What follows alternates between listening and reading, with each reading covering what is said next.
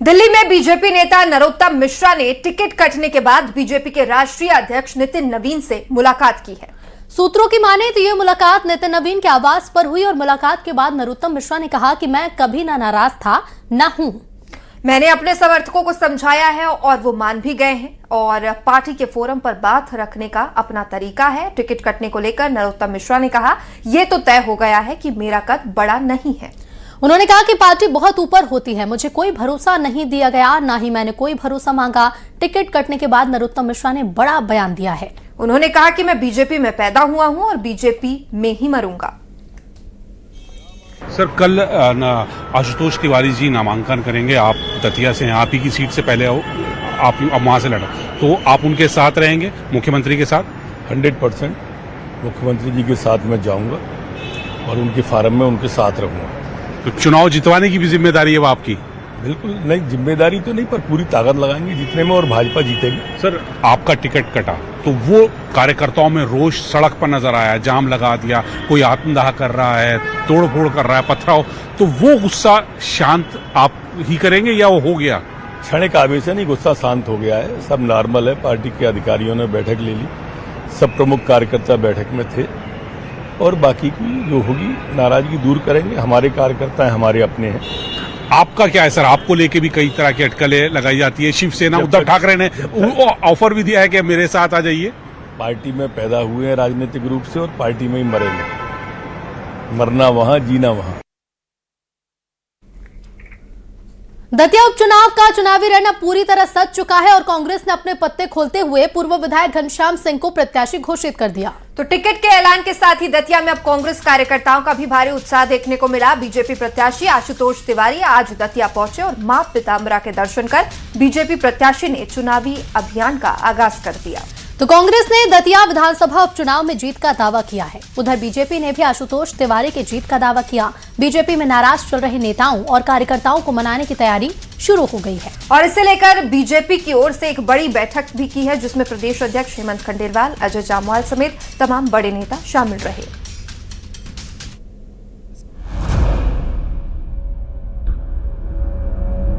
दतिया उपचुनाव का चुनावी रण अब पूरी तरह से सज चुका है। कांग्रेस अपने पत्ते खोलते हुए पूर्व विधायक घनश्याम सिंह को प्रत्याशी घोषित कर चुकी है। टिकट के ऐलान के साथ ही दतिया में कांग्रेस कार्यकर्ताओं का उत्साह चरम पर पहुंच गया।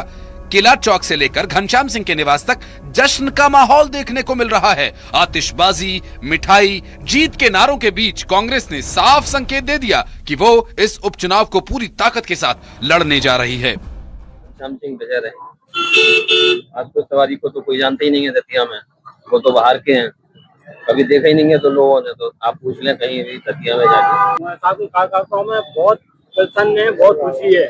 ये आप आगे आने वाले दिनों में देखेंगे कितनी मेहनत करेंगे कार्यकर्ता को भारी मतों से विजय बनाएंगे। ये कहेंगे यहाँ तो एक तरफा माहौल उन्हीं का है, कोई फाइट में था ही ना। अगर दादा को भी टिकट मिलता तो कोई फाइट में नहीं थे। एक तरफा चुनाव है कुंवर साहब का और बहुत वोटों से जीतेंगे, 40,000 प्लस वोटों से जीतेंगे। वहीं दूसरी ओर बीजेपी पहले ही आशुतोष तिवारी को मैदान में उतार चुकी है। ऐसे में दतिया की लड़ाई अब दो दिग्गज चेहरों के बीच सीधी टक्कर में बदल गई है।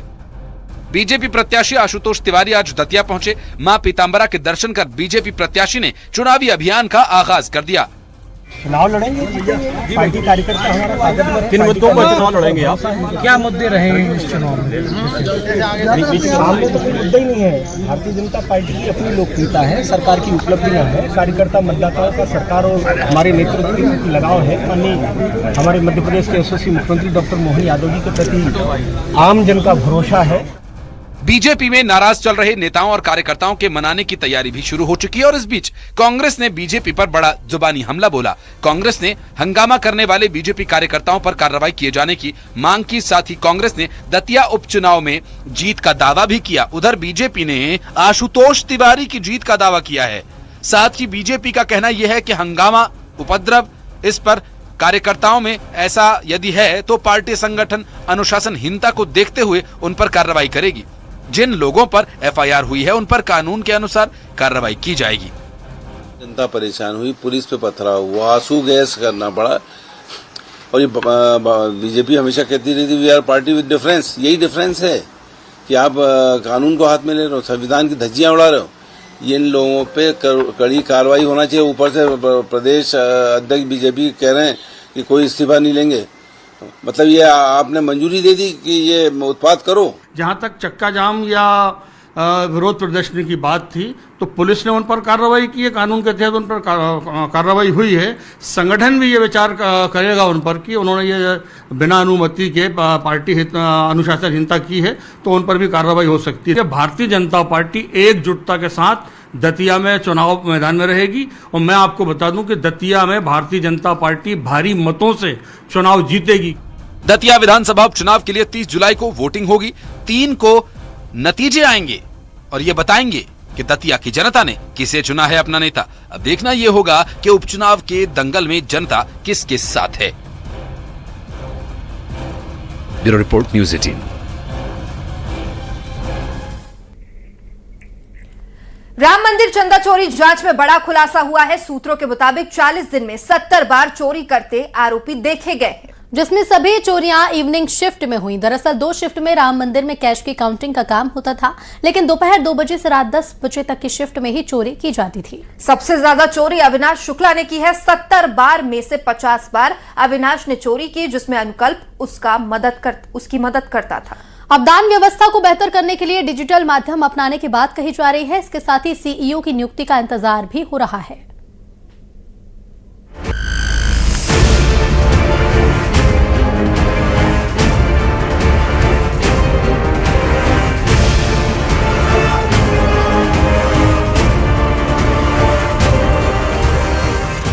अयोध्या के राम मंदिर में चढ़ावे की चोरी के मामले में जांच के दौरान चौंकाने वाले खुलासे हुए हैं। आरोपियों से पूछताछ में सामने आया है कि 40 दिनों के भीतर कथित तौर पर 70 बार चढ़ावे से रकम निकाली गई। सूत्रों के मुताबिक चोरी की घटनाएं केवल शाम की शिफ्ट के दौरान हुई थी। 2 शिफ्ट में होता था काउंटिंग का काम। 2 बजे से रात 9 बजे वाली शिफ्ट में चोरी हुई। सुबह 6 से 2 बजे की शिफ्ट में चोरी नहीं की गई। 40 दिनों में 70 बार चढ़ावा चोरी हुई। सबसे ज्यादा बार अविनाश शुक्ला ने चोरी की। अविनाश ने अकेले 50 से ज्यादा बार चोरी की। एक ही दिन में 2-2 बार चढ़ावा चोरी हुई। 40 दिनों में 5 दिन 3-3 बार चोरी हुई। चोरी में अविनाश और अनुकल्प मिले हुए थे। जांच के बाद अब मंदिर प्रशासन ने चढ़ावे की गिनती की व्यवस्था भी बदल दी है। पहले 2 शिफ्ट में होने वाली काउंटिंग अब सिर्फ एक ही शिफ्ट में की जाएगी। राम मंदिर निर्माण समिति के चेयरमैन नृपेंद्र मिश्रा का कहना है कि सारे पेमेंट डिजिटल माध्यम से करने की तैयारी की जा रही है, जिससे भविष्य में ऐसी घटना ना हो।